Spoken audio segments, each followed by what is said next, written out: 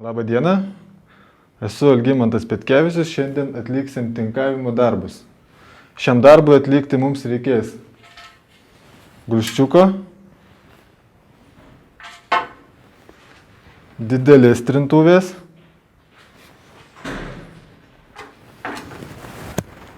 mažos trintuvės, liniuotės skiediniui nubraukti,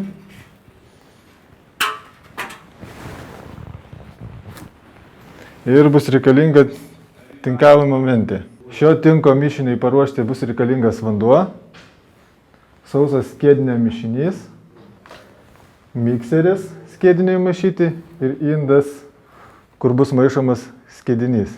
Skiedinio maišymui pilsim vandenį ir sauso skiedinio mišinį 25 kg.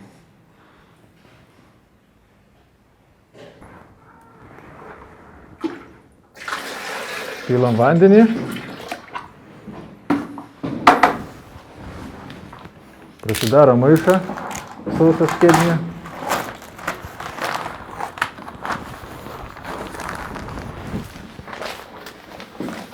Pilam visą maišą.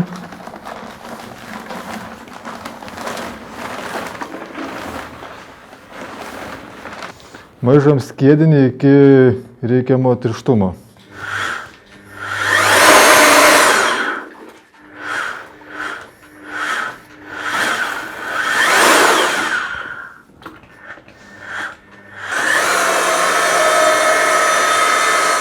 Tinkavimo darbams atlikti reikalinga patalpų temperatūra ne mažesnė kaip 5 laipsniai temperatūros.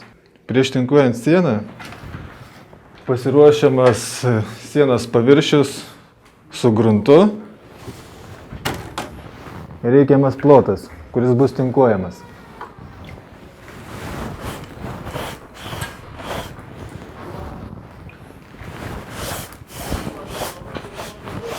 Kad surištų dulkės ir neatšoktų skiedinys.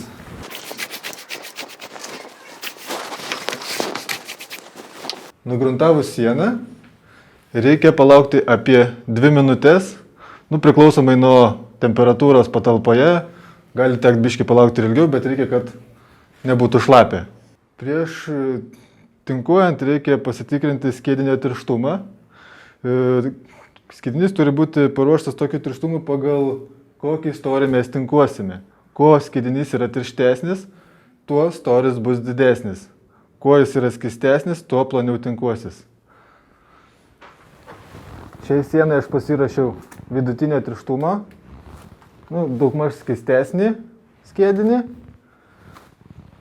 Ir svarbiausia yra skiedinį neužtrinti su trintuvė tiesiog, nes skiedinys džiūdamas sutrūkinės ir jis gali nukristi, jis būtinai turi būti užkrėstas.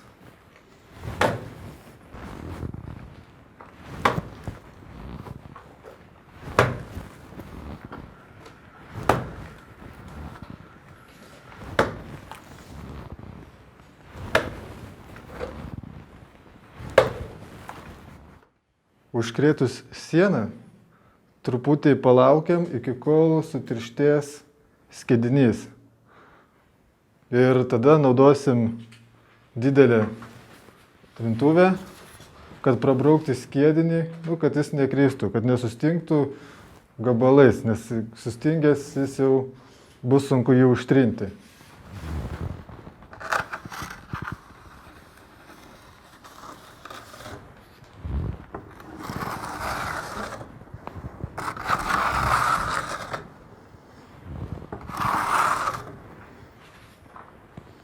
Trūkstamas vietas, paskui mes dar papildomai dakrečiam skiedinį ir tinkuojame toliau.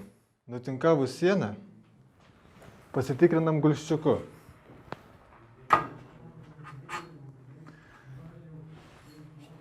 Vertikaliai gali svyruoti iki 1 cm, gali būti paklaida. Paskui pasitikrinam plokštumą.